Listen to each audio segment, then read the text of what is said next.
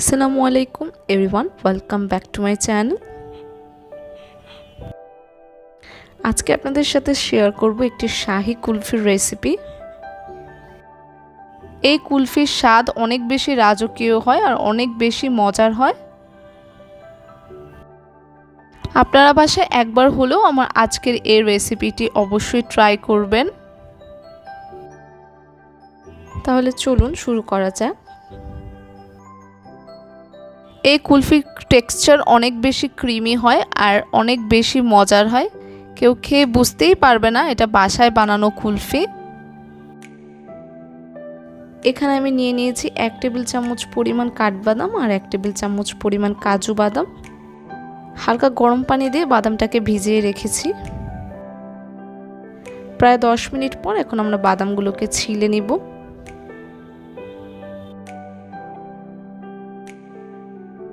বাদামগুলো ছিঁড়া হয়ে গেলে এখন আমরা বাদামগুলোকে একটি ব্লেন্ডার জগে নিয়ে ভালোমতো ব্লেন্ড করে নেব। বাদামগুলো ব্লেন্ড করে এরকম একটা বাদামের পেস্ট তৈরি করে নিয়েছি।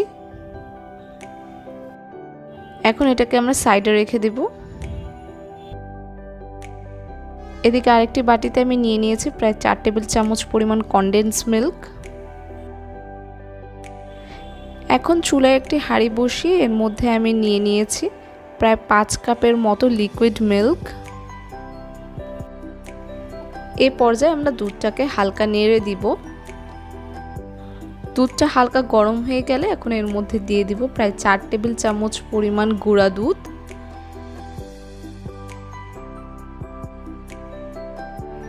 গুঁড়ো দুধটা দিয়ে ভালো মতো মিশিয়ে নিতে হবে। এরপর আমরা এর মধ্যে দিয়ে দিব বাটিতে থাকা কনডেন্স মিল্কগুলো।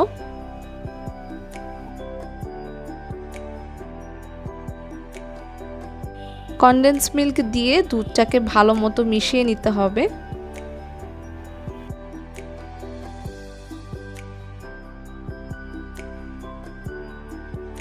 এরপর এর মধ্যে আমরা অ্যাড করে দিব সামান্য এলাচ গুঁড়ো আর দিয়ে দিব তৈরি করে রাখা বাদামের পেস্টগুলো। সবকিছুকে এই পর্যায়ে ভালো মতো মিশিয়ে নিতে হবে। এরপর আমরা এর মধ্যে দিয়ে দিব প্রায় হাফ চা চামচের মতো কর্নফ্লাওয়ার। এই পর্যায়ে আমি দুধটার মধ্যে আরও 2 টেবিল চামচের মতো কনডেন্স মিল্ক অ্যাড করে দিচ্ছি। এখন এর মধ্যে দিয়ে দিব প্রায় 1/3 কাপ পরিমাণ চিনি। মিষ্টিটা এখানে আপনারা যার যার টেস্ট মতো দিবেন। এখন সব কিছুকে ভালো মতো মিশিয়ে আমরা দুধটাকে ভালো মতো জাল করে নেব। কিছুক্ষণ জাল করা হয়ে গেলে এখন এর মধ্যে আমরা দিয়ে দিব কয়েক ফোঁটা ইয়েলো ফুড কালার। এটা অপশনাল, না দিলেও চলবে।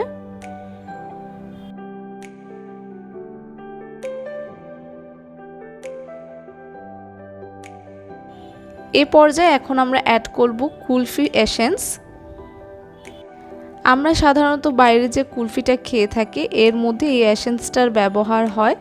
আপনাদের কাছে এই এসেন্স না থাকলে না দিলেও চলবে, তবে দিলে এর ফ্লেভারটা অনেক বেশি ভালো হয়। এখন দুধটাকে ভালো মতো জাল করে কিছুটা দুধ শুকিয়ে নিতে হবে।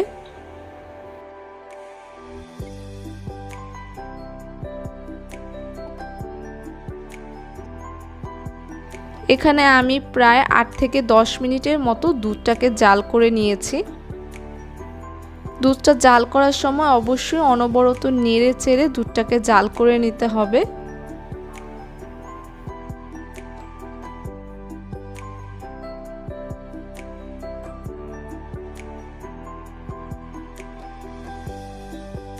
সবশেষে এখন আমরা এর মধ্যে দিয়ে দিব প্রায় 2 টেবিল চামচ পরিমাণ মালাই। মালাইটা দিয়ে এখন দুধটাকে একটু ভালো মতো নেড়ে চেড়ে মিশিয়ে নিতে হবে। এই পর্যায়ে আরও 2 থেকে 3 মিনিট আমরা দুধটাকে জাল করে দুধের চুলাটা অফ করে দিব। এবং দুধটাকে সম্পূর্ণরূপে ঠান্ডা করে নিতে হবে।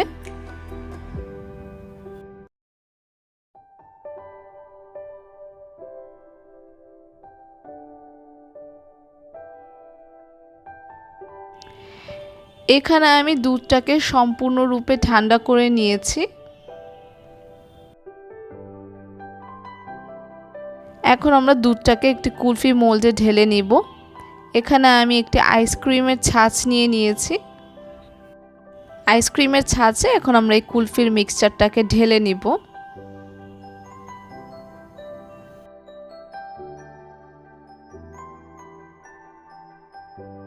বাকি কুলফির মিক্সচারগুলো আমি এখানে ওয়ান টাইম কাপের মধ্যে ঢেলে নিচ্ছি। এখন আমরা আইসক্রিমের ছাঁচটাকে ফয়েল পেপার দিয়ে ভালো মতো পেঁচিয়ে নিব। এখন এখানে ভিডিওতে দেখানো অনুসারে এরকম চাকু দিয়ে এভাবে করে কেটে আমরা আইসক্রিমের কাঠি বসিয়ে নিব।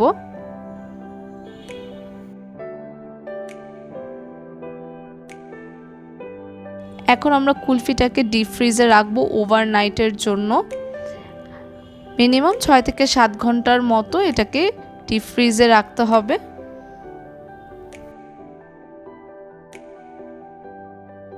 এখানে আমার কুলফিগুলো রেডি হয়ে গিয়েছে। এখন আমরা কুলফিগুলোকে আনমোল্ড করে নিব।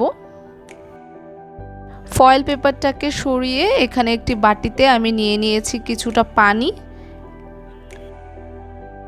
এখন এই পানির মধ্যে আমরা ছাঁচটাকে 3 থেকে 4 মিনিটের মতো এভাবে করে ডুবিয়ে রাখবো। এভাবে করে 3 থেকে 4 মিনিট ডুবিয়ে রাখলেই খুব সহজেই ছাঁচ থেকে আইসক্রিমগুলো খুলে আসবে।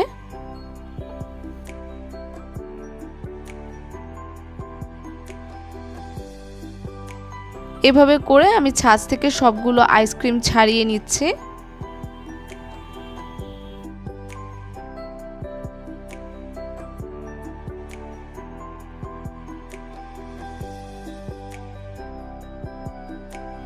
ছাঁচ থেকে সবগুলো কুলফি আইসক্রিম ছাড়িয়ে নেওয়া হয়ে গিয়েছে।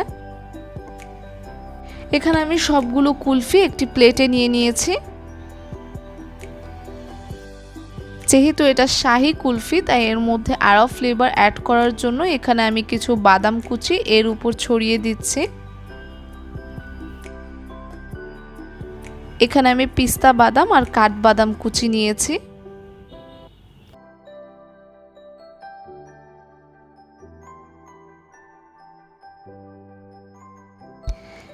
এরপর এর উপর ছিটিয়ে দিচ্ছি কিছুটা জাফরান। তৈরি হয়ে গেল মজাদার শাহী কুলফি। এই কুলফির টেস্ট অনেক বেশি মজার হয় আর অনেক বেশি রাজকীয় হয়। আপনারা বাসায় অবশ্যই আমার আজকের রেসিপিটি একবার হলেও ট্রাই করে দেখবেন। আমার আজকের রেসিপি আপনাদের ভালো লাগলে প্লিজ ভিডিওতে একটা লাইক দিবেন, আমার চ্যানেলটিকে সাবস্ক্রাইব করবেন আর পাশে থাকা বেল বাটনটিতেও ক্লিক করে দিবেন। আমি এখানে কুলফিটা কেটে দেখাচ্ছি। অনেক বেশি ক্রিমি এই কুলফিটার টেক্সচার আর অনেক বেশি মজার। আমার আজকের রেসিপি এ পর্যন্তই। আবারও হাজির হব নতুন আরেকটি রেসিপি নিয়ে। ততক্ষণ পর্যন্ত ভালো থাকবেন, সুস্থ থাকবেন। আল্লাহ হাফেজ।